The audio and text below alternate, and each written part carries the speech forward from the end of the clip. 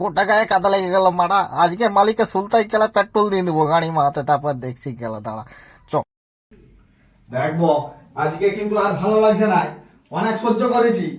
আর লয়, আজকে ছুটি দিবি তো রে, না হলে আমি কি দেবো আমি মানে?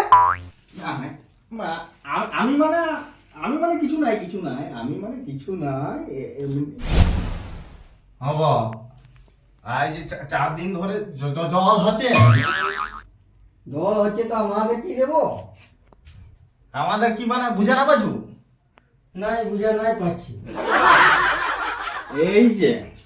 এই যে আমার ভালো জামা প্যান্ট পরে আমাকে কাজ করতে হচ্ছে। হ্যাঁ, আমার এই ভালো জামা প্যান্ট আমার সেই সোনা বাবুর সঙ্গে দেখা করতে যাওয়ার সময় পরতিস, তার জায়গায় এগুলো এখন পরে আমাকে কাম করতে হচ্ছে কাজ। কেন রে বল, তোর কাজের জামা প্যান্ট গুলো কোথায় গেছে?